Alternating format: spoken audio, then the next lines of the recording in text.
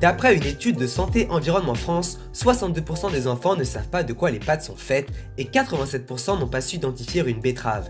Une cause de cette déconnexion, le recul de la nature et de l'agriculture dans les villes. À Paris, l'urbanisation prend le pas sur la nature. Il faut savoir que Paris est la 4e ville la plus dense du monde, donc cette forte concentration urbaine fait qu'on a des relations plus impersonnelles.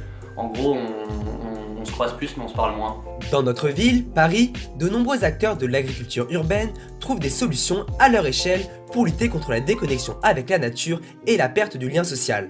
L'association La Sauge développe une ferme urbaine au nord de Paris. Timothée nous explique. L'idée de cette association, c'est de promouvoir la pratique du jardinage et de faire en sorte que tout le monde puisse participer à des activités agricoles et jardiner 2 heures par semaine. Ici, c'est la première expérimentation, la ferme La Prairie du Canal. Dans cette ferme, on peut pratiquer le jardinage à travers toutes sortes d'ateliers.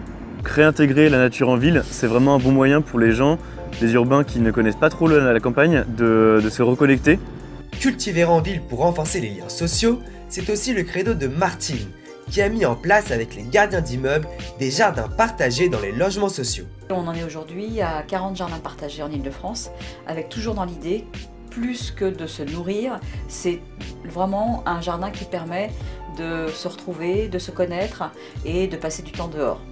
Vu les petits espaces qu'on a à Paris en plus, c'est vraiment un outil qui permet aux gens d'être dehors encore une fois et de pouvoir se connaître. C'est des personnes qu'avant elles se disaient que bonjour, bonsoir et maintenant elles se tutoient presque et c'est vrai que c'est plus chaleureux.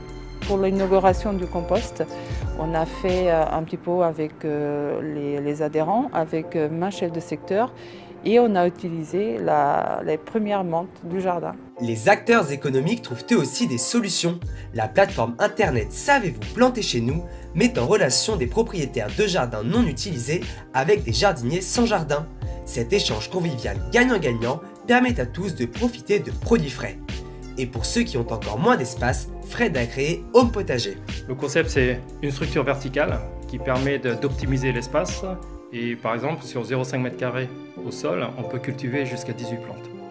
Fred fédère aussi les utilisateurs autour d'une communauté. Vous allez dans l'application, vous dites « je cherche du basilic », vous donnez une distance de recherche et l'application va vous géolocaliser dans votre voisinage tous ceux qui ont le basilic et qui sont prêts à échanger.